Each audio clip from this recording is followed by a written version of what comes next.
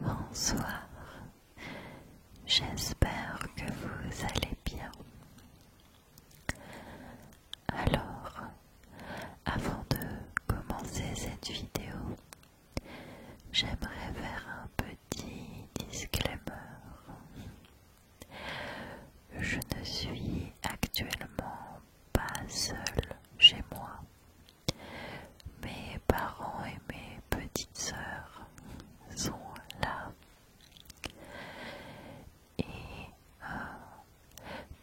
c'est probable, même possible, que durant la vidéo, je sois obligée de couper les moments où on les entend trop ou que vous entendiez au loin des voix.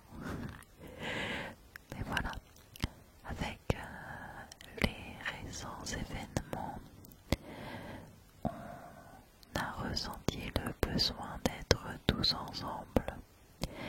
Et même si je dois reprendre le travail, je ne peux pas les rendre muets et immobiles. Donc, merci de votre compréhension vis-à-vis de mes colocataires, en quelque sorte.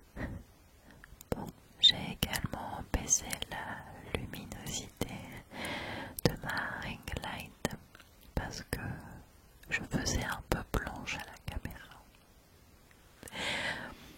Alors, ce soir, comme vous l'avez vu au titre, on se retrouve dans une nouvelle vidéo où je vais vous montrer mes pierres. Il n'y a pas si longtemps de ça, je vous avais fait une vidéo sur mes pierres, mais j'en ai racheté pas mal entre temps. Et comme la première vidéo vous avait beaucoup plu, je me suis dit pourquoi pas faire un petit update des pierres que j'ai achetées. Voilà, donc c'est une vidéo qui va être assez simple. Vous pouvez la regarder ou la mettre en fond pendant que vous étudiez ou que vous essayez de vous endormir. C'est vous qui choisissez. Voilà. On commence. La première pierre que j'ai achetée est de la citrine. C'est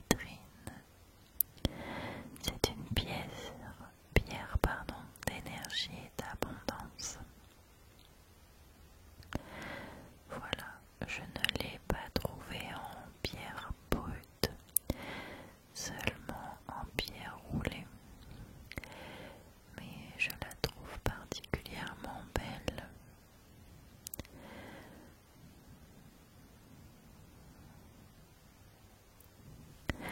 Et donc, c'est dit, la citrine est réputée pour donner énergie, vitalité et joie de vivre. Elle apporte confiance en soi et permet de se détacher du regard des autres. Voilà. Je pense que c'est toujours bon d'avoir une pierre avec ces propriétés-là.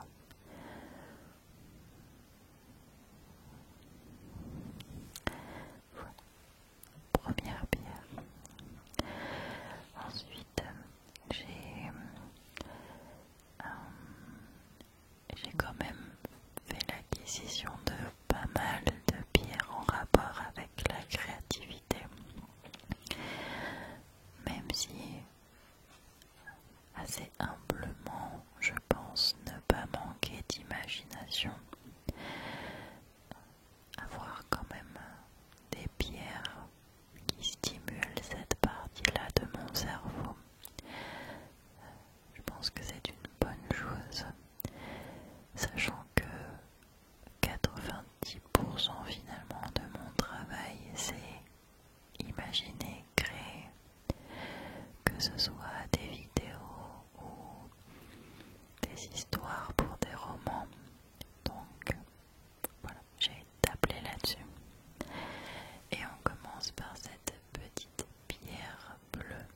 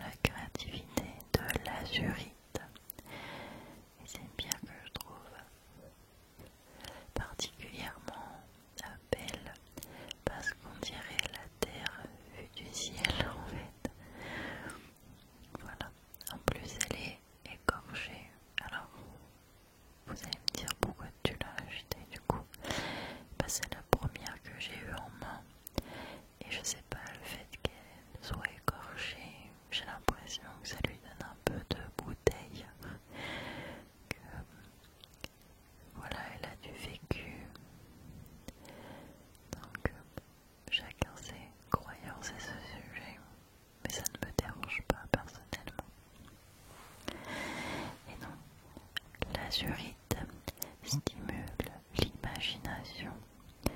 Elle développe la créativité et le sens critique ainsi que l'intuition et la médiumnité.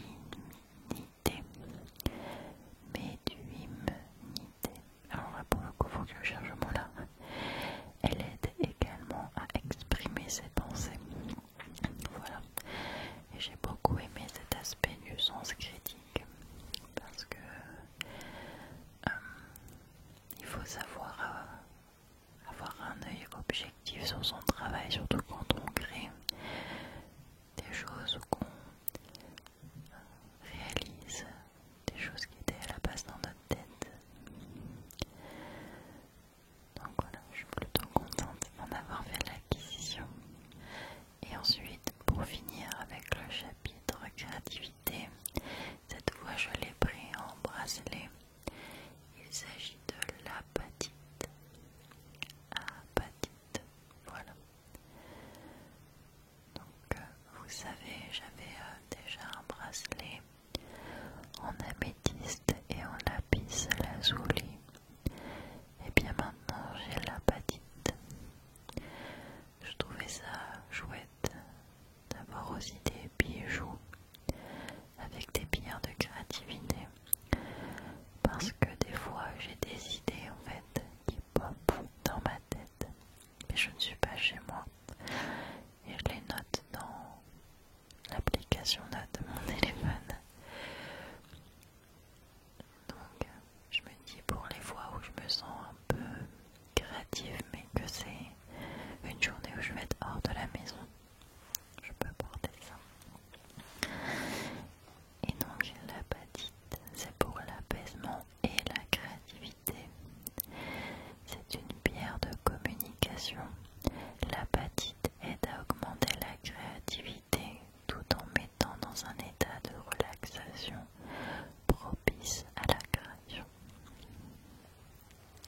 Parfaite quoi. Et j'ai souhaité l'avoir en bijou, voilà, en bracelet.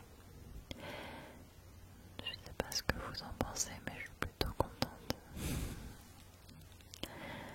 Bien évidemment, alors je n'ai pas utilisé / porté les pierres dès que je les ai achetées parce que j'étais loin de chez moi et j'avais pas mon palo santo et ma fleur de vie.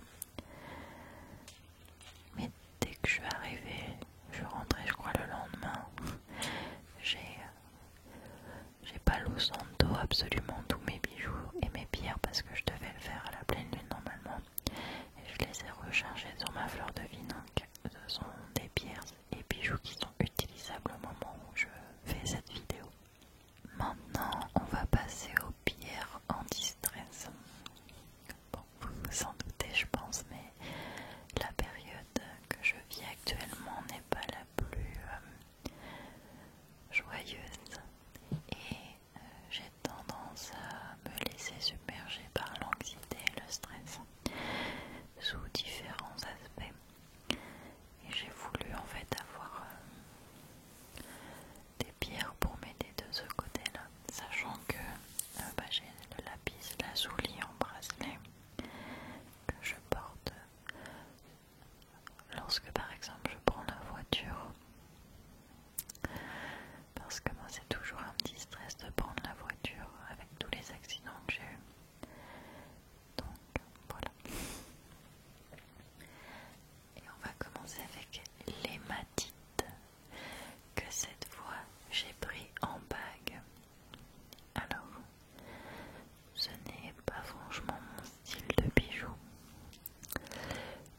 mais j'ai trouvé le concept d'avoir une bague en pierre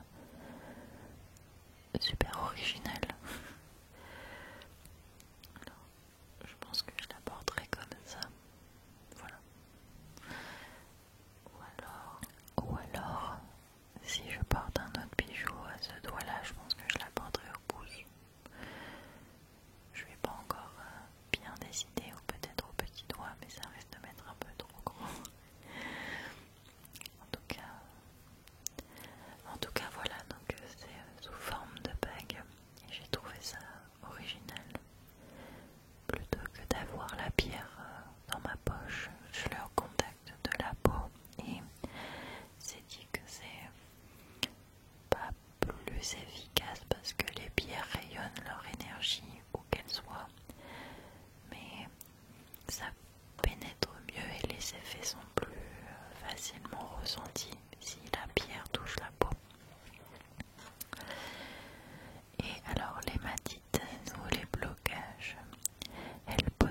effets défatigants et déstressants.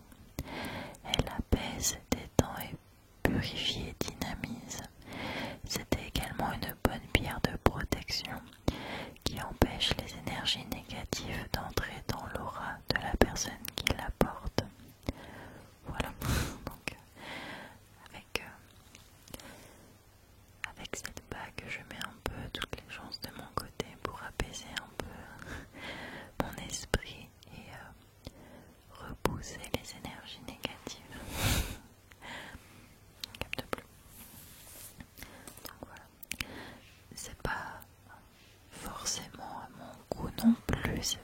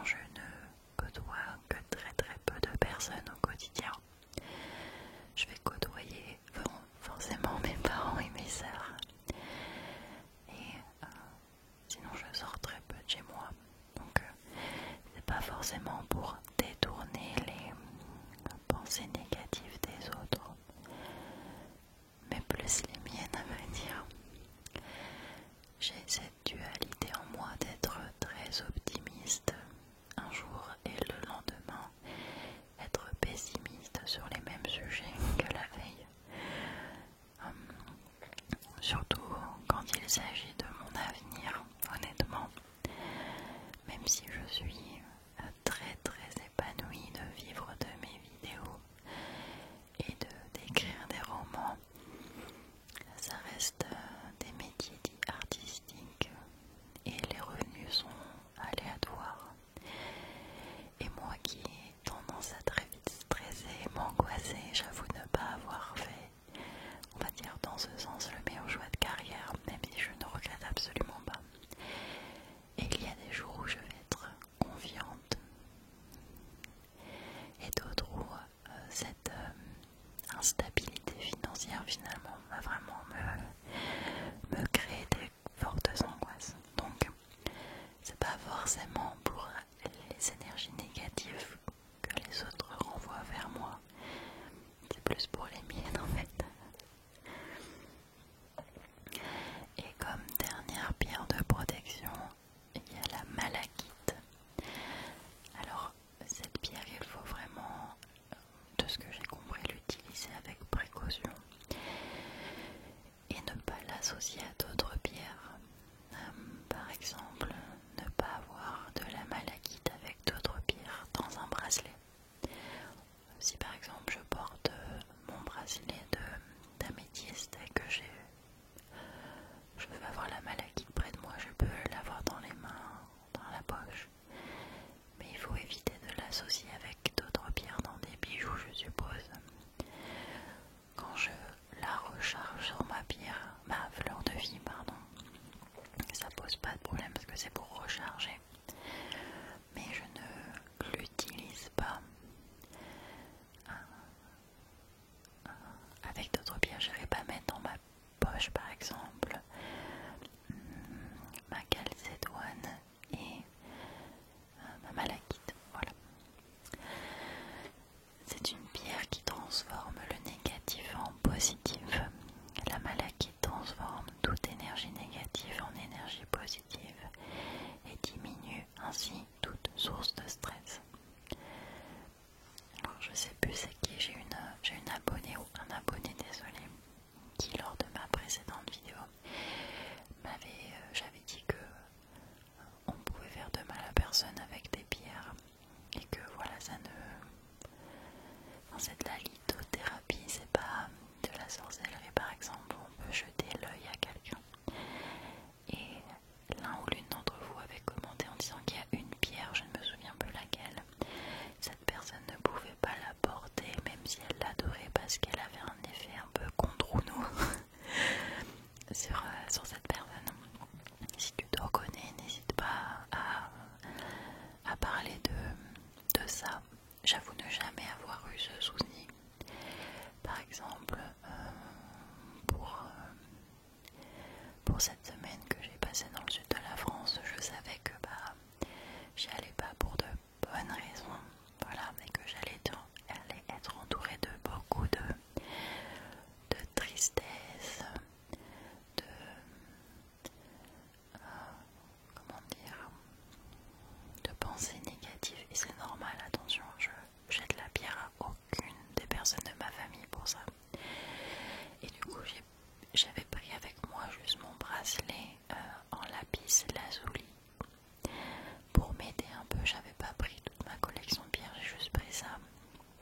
Et j'avoue que même le trajet en voiture pour descendre ou même pour remonter du sud, j'ai eu un tout petit début de crise d'angoisse à l'aller, mais j'ai pas fait de crise d'angoisse de toute la semaine. Après, voilà, j'ai pas voulu embarquer avec moi des pierres qui bloqueraient mes émotions et ma tristesse parce que de toute façon j'étais triste. Mais j'ai eu aucune crise d'angoisse. Par contre, si j'avais pu, j'aurais pris une pierre contre la colère. Mais bon, ça c'est un autre sujet. Mais voilà, la malachite est vraiment très très belle, je trouve. Après, encore une fois, la beauté des pierres, c'est suggestif. Il y a des pierres que certains ne trouveront pas belles, mais c'est l'énergie qu'elle renvoie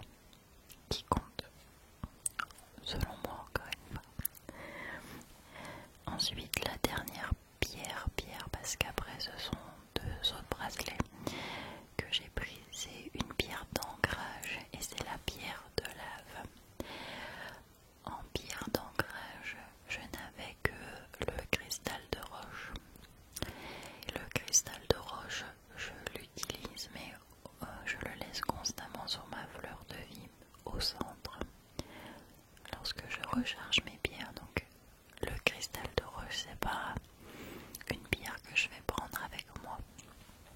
Voilà. Donc j'ai pris de la pierre de lave. Alors pareil, j'aurais aimé la voir en brut, mais bon, je l'ai enroulée, elle est très belle aussi. Et c'est une pierre d'ancrage profond. Elle aide à se focaliser sur l'instant présent et ainsi à faire taire le mental lorsque ce dernier est un peu trop envahissant. Voilà. Oups.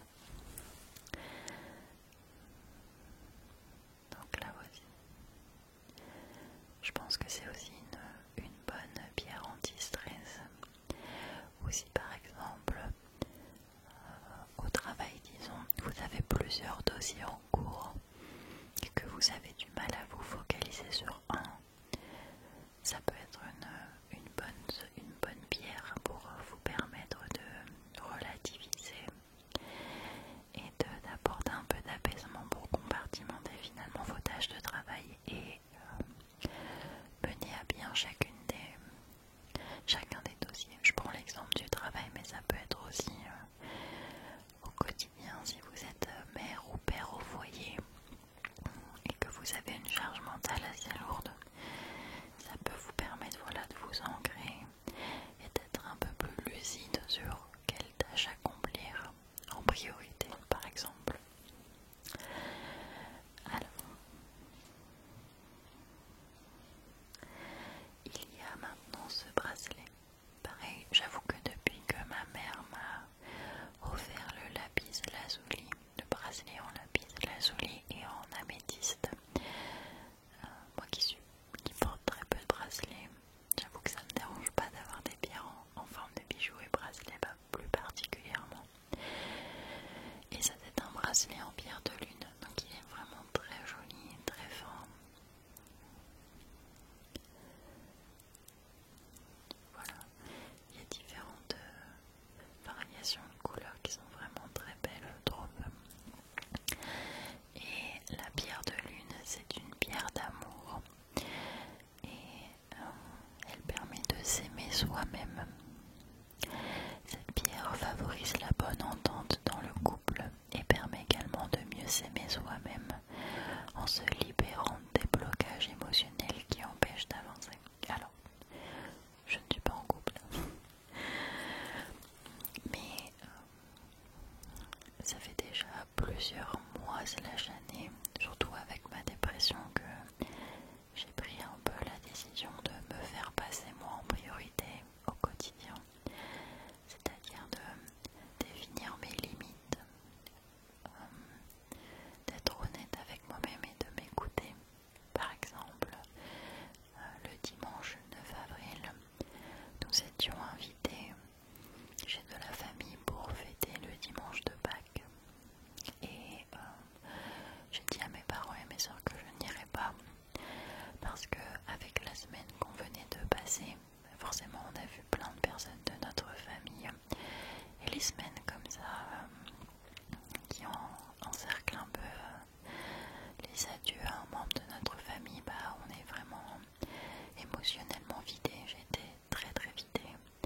J'ai d'ailleurs fait plusieurs terreurs nocturnes, surtout quand je faisais des siestes par exemple. Donc voilà, émotionnellement j'étais vidée et même si je suis le clown de la famille très clairement, j'ai dit à mes parents, à mes soeurs que je n'irais pas parce que je ressentais le besoin d'être seule, de parler à personne, même avec eux, et ils l'ont pas mal pris, enfin, vous voyez ce que je veux dire, et que je préférais rester à la maison que d'être de mauvaise compagnie, parce que c'est vrai que quand il y a des repas de famille, quand les gens me voient arriver, la première chose qu'ils disent c'est on va bien rire, parce qu'encore une fois voilà, je suis le clown de la famille et j'avais pas envie qu'on attende de moi que je fasse rire ou qu'on s'inquiète parce que je suis silencieuse ou dans mon coin.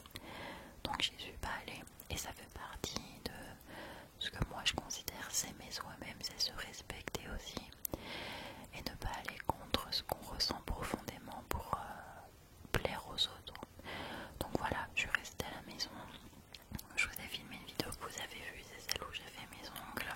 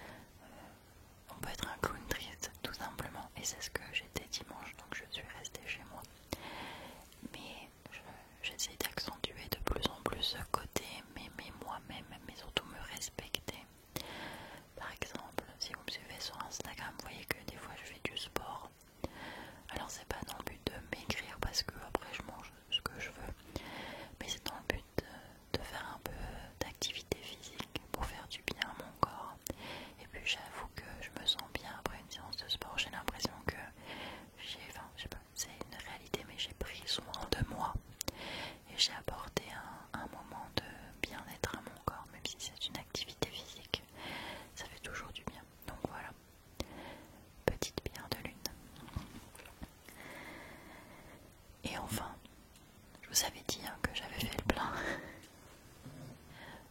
Je me suis pris ce bracelet en nacre. Voilà. J'en avais parlé dans la vidéo où je vous montre ma collection de bijoux, que j'aimais bien l'association nacre et or. Et je cherchais pas forcément à me ramener quoi que ce soit en nacre, mais je l'ai vu dans la boutique et je l'ai trouvé vraiment beau. Et la nacre, donc, c'est dit, c'est une puissante pierre d'intuition et d'ouverture d'esprit. Elle stimule l'imagination et la créativité. Je l'ai pris complètement au hasard parce que le bracelet m'a attiré finalement. Ça va stimuler mon imagination et ma créativité, donc pourquoi pas. C'est la partie de mon cerveau que j'aime le plus, on va dire. J'ai toujours été quelqu'un de très créative, avec une imagination débordante. Et pendant longtemps, j'ai laissé ce côté-là de ma personnalité un peu de côté. Et depuis plus d'1 an, maintenant depuis 2 ans, à travers la lecture, l'écriture, je cultive encore plus ce côté créatif, même si avoir une chaîne ASMR, ça solliciter ma créativité quand même. Mais voilà, donc je suis contente d'avoir été attirée par ce bracelet et que finalement mon intuition m'ait guidée encore vers la créativité et l'imagination.